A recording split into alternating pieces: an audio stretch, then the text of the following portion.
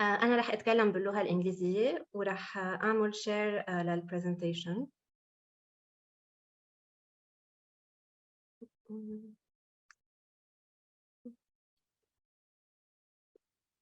So my presentation will introduce Lebanon's crisis leading to the gradual removal of subsidies until the request of the IMF assistance. I will discuss the potential impacts of the reforms proposed by the IMF on social protection systems before highlighting the fragile status of social security in Lebanon and the associated actions taken by IFIs. I will also conclude by providing some recommendations. Since 2019, Lebanon is undergoing a multidimensional crisis, which is deepening inequalities. The situation is further aggravated by the statu quo and the absence of decision-making at the political level. On the economic front, Lebanon is going through an unprecedented hyperinflation, which is one of the most severe collapses globally since the mid-19th century. The Lebanese currency lost more than 90% of its value. Lebanon's monthly inflation rate jumped from 110% in April 2021 to a record high of 269% in April 2023. And almost a third of Lebanon's labor force is unemployed, while the unemployment rate among the youth aged 18 to 24 reached 47%. As a result, more than 82% of the population had been pushed into extreme poverty, according to ESPA. The banking and financial sectors continue to fail, while a consensus among key stakeholders on the burden sharing of losses has not led to any tangible outcomes. Amid all these deteriorating economic indicators and the Banque du Liban's inability to provide liquidity in foreign currency, most of the foreign exchange subsidies have been removed gradually in the second half of 2021. Typically, before the crisis, Lebanon had provided generous subsidies on medication, food, and fuel, but since the collapse, the removal of these subsidies have had a profound social implications. I will talk about the removal and the impact of these subsidies on medication, food, and energy products. Regarding the healthcare system and its precarity, Lebanon imported 80% of its drugs in foreign currencies. The medication subsidy scheme used to cover up to 95% of drug consumption before the central bank lifted subsidies. As a result, medication prices increased fourfold as compared to 2019. In 2023, Lebanon's health ministry ended subsidies on baby milk formulas, resulting in a price increase from $4 to $7.4. Each month, the Lebanese state spent $35 million on medical subsidies, down from $130 million before the subsidies cut. The ministry, however, is maintaining a 65% subsidy rate on expensive medicines for chronic diseases, such as cancer, incurable diseases, mental and psychological diseases, and other drugs used in hospitals, while cheaper generic products are receiving less state support. The devaluation of the Lebanese pound against the US dollar and the decrease in international transfers out of the country are putting a major burden on hospitals that rely mostly on imported products, translating into a huge financial burden on the healthcare system and a shortage and delay of medical equipment supplies. Patients are hardly able to afford medical services or private insurance coverage, while the National Social Security Fund, the NSSF, which is the only social safety net in Lebanon, is hardly able to provide services as over 40% of the labor force is unemployed, and only the wealthy customers are able to afford the new prices. Regarding the removal of food subsidies, some subsidized items of the food basket have also witnessed a scale back. The Ministry of Economy and Trade raised several times the price of a bag of a flatbread and decreased its size. The latest figures of food inflation amount to 280% in June 2023, coupled with the shrinking purchasing power, so basic necessities are becoming out of reach. Despite the fact that in recent months the government reviewed the salaries and transportation costs of public sector personnel, these adjustments are remaining incompatible with the escalating reality. On energy, Lebanon imports most of its fossil fuels, which accounts for around $40 billion, around 40% of Lebanon's government debt. Transportation costs have also increased by 400% within 1 year in 2021, resulting in a hike in transportation costs and queues at gas stations until the prices were totally liberalized. Difficulty in accessing foreign currency reserves did not only result in lower power generation capacity, but also significantly deteriorated the power grid and increased losses, threatened fuel supply, and increased operational challenges for both Électricité du Liban and private generators. The gap between supply and demand for electricity generation created an informal economy for generators which operate as a cartel and are resistant to regulations and government oversight. Consequently, Lebanon does not have access to any secure or sustainable sources of fuel for power generation. Energy insecurity is not only affecting households, but has ripple effects on all sectors of the economy.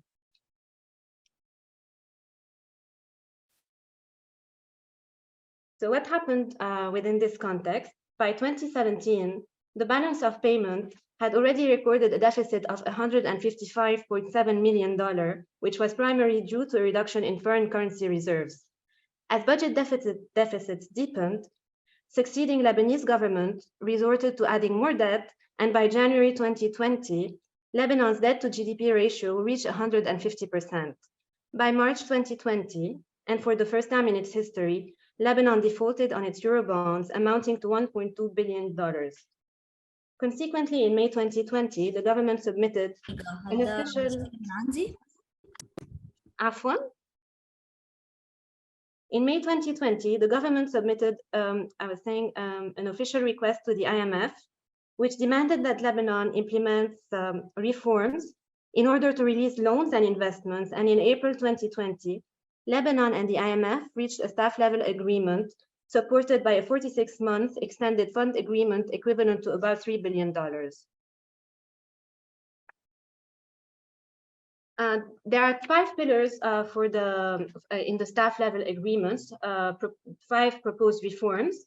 The first one is restructuring the financial sector, implementing fiscal reforms, reforming SOEs, strengthening governance, anti-corruption and anti-money laundering, and establishing a credible, transparent monetary and exchange rate regime. So under each of these pillars, there are several subconditions which have varying degrees of impacts, whether positive or negative, on social security principally. I will focus on those that could have a potential negative effect on social security. I highlighted in green those who, some of the sub-reforms required with a potential positive impact. I will focus on the red ones. So, for example, a capital control law should have is proposed, but however, this capital control law should have been adopted early on so as to avoid a capital flight for big depositors. Today, if we adopt this law, it would mainly affect smaller depositors. Regarding improving public financing, the restructuring of the debt must be usually authorized by law, and it requires new debt securities from the state if the debt is in foreign currency. The total foreign currency debt in Lebanon exceeds $30 billion in nominal value, and the depreciation of the Eurobonds has greatly reduced their value. Although this could have been an opportunity for the state to make a public purchase offer to disengage from its creditors at a lower cost, a reallocation of resources to service the debt comes often at the expense of social protection and poverty-reducing schemes. The IMF has also encouraged the increase of value-added taxes gradually to 20%, mostly affecting middle and lower income consumers. The IMF also encouraged the increase of taxes on gasoline, tobacco, alcohol, and other indirect taxes, and to a lesser extent, the increase in direct taxes, specifically on interest income from 5 to 7%, and an increase of corporate income tax from 15 to 17%. These reforms are not considered to be fair and progressive, as they primarily tackle consumption instead of profit-generating activities. In addition, the IMF had also expressed concerns on the wage bill in the public sector and the pension scheme of public servants, including financing public sector wage adjustments and increases. In light of the devaluation of the pound, the Lebanese pound, there have been massive resignations from public institutions that have occurred, and at the same time, the law prohibits the hiring of new public sector personnel. So in this context, it's very important to reassess the size of the public sector and address its precarious situation without prohibiting the resumption of public work and services, noting that neither the private sector nor international or national NGOs can nor should replace the role of state institutions, especially when it comes to building a robust social contract. And with respect to the reform of the SOE framework, the privatization could render vital and basic services and rights into commodities that are not accessible to everyone. The private sector in that regard must not be exempt from abiding by standards of good governance and accountability when delivering common goods and services. Finally, it's very important to stabilize the exchange rate and control hyperinflation, but this is often implemented through austerity measures with a high social cost. So given these potential socioeconomic impacts, we're going to have a look at the status of social protection briefly in Lebanon, or what remains from it after the crisis. Because even before the crisis, investments in social protection have been very insufficient, and we're here excluding healthcare and subsidies. In 2020, Lebanon spent an average of 6% of its GDP on social protection, and this spending is heavily concentrated on contributory benefits, especially old age pensions, and disproportionately favors public sector workers. As of 2021, about a quarter of Lebanese citizens have no access to social protection, and the limited coverage is resulting in unequal and highly regressive social protection systems that are skewed towards formal and public sector workers and high-income households. Furthermore, there are more than 55% of the labor force that works in the informal sector and does not benefit from any form of social protection. In 2020, this share has almost reached 70%, as seen in this graph. So what are we doing to fill the gap? To fill the gap, usually international financing institutions are playing a role as provider of social schemes through cash transfers, for example. However, because of their emergency nature, such programs are not sustainable, they exclude many, and are not enshrined in legislation. They're generally also not delivered through national systems. There's a growing recognition of the need to align the humanitarian mandate of international organizations with the development of national systems of social protection. But more importantly, not only evidence suggests, as we've seen, that cash assistance programs have limited impacts as they rely on proxy means testing, having a high rate of exclusion, but also the IMF agreements are hardly safeguarding effective social policies as they do not incorporate any social safety net measures. Since schemes often come in the form of additional debt, they also crowd out investments in social protection. So, for example, I'm going to give the example of the National Poverty Targeting Program, the NPTP, that Lebanon launched in 2011. It's the only poverty targeting social safety net program that's targeting 43,000 extreme poor Lebanese households, noting that the multidimensional crisis is putting more households and individuals under the extreme poverty line, while 45% of the Lebanese population is under the upper poverty line.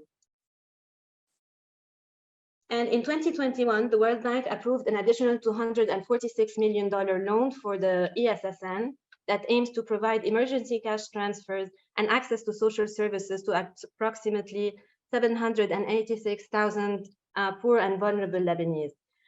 The ESSN will scale up and enhance the NPTP, but while also it will adopt proxy means testing, targeting methods, and categorical targeting. The World Food Programme in this context is supporting the food assistance component of the NPTP, which is delivered via e-cards to buy food in light of the lifting the subsidies on basic commodities. In 2022, the Lebanese government also announced the initiation of cash transfer to 150,000 extreme poor Lebanese households.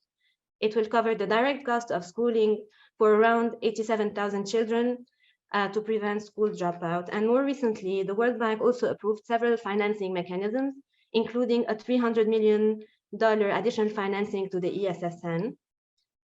Finally, there was also very recently a $200 million financing to improve the resilience of around 800,000 farmers and SMEs in the agri-food sector through the provision of irrigation facilities and access to renewable energy. Here, it's important to note that the agri-food sector is a lifeline for a large share of Lebanese, providing livelihoods to approximately 20% of the population, and also contributing to food security. Olga, you have 2 minutes. Perfect, I finished on time. Okay. So So yes, what are potential impacts and recommendations we can think of?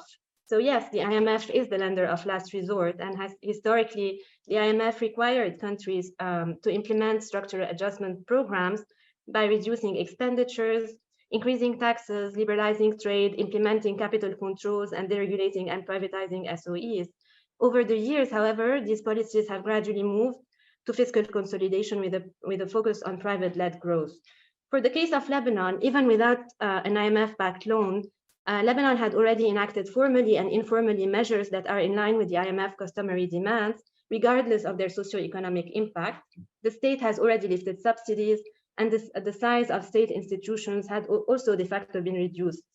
So in this context, Lebanon must enact much needed reforms to gradually recover from its crisis, independently of an IMF agreement, noting that some of these conditions actually include including the restructuring of the financial sector, for example, carrying out a forensic audit of the accounts of the central bank, restructuring commercial bank, implementing fiscal reforms such as passing the 2022 budget, are all essential, in addition to undertaking a tax policy reform, reviewing allowances of public sector personnel, to name a few. So some progress, to conclude, is already being initiated to develop an integrated national social registry that will enable Lebanon to address future shocks rapidly, transparently, and equitably. This national social registry should create synergies across all social protection programs, reduce duplication and inefficient targeting. It should also help standardize the implementation processes, decrease the cost of service and delivery, and increase program performance. And finally, although the conditional staff-level agreement with Lebanon equals $3 billion, which is way below the estimated $70 billion losses, this loan will pave the way to additional built-up loans that could be unsustainable in the absence of clearly established checks and balances, and in the absence of a national integrated economic development strategy. So without a strong, informed, and transparent team, without a clear debt restructuring pathway, and in the absence of a political will to enact much needed reforms, adding more loan in a country where the government debt to GDP ratio is one of the highest in the world, a potential IMF intervention might not seem like a sustainable long-term solution. The crisis, this is the final statement, is an opportunity to strengthen, it should be an opportunity to strengthen the social contract instead of finding short-term fixes that previous experiences proved to fall short of the expected objectives. Thank you.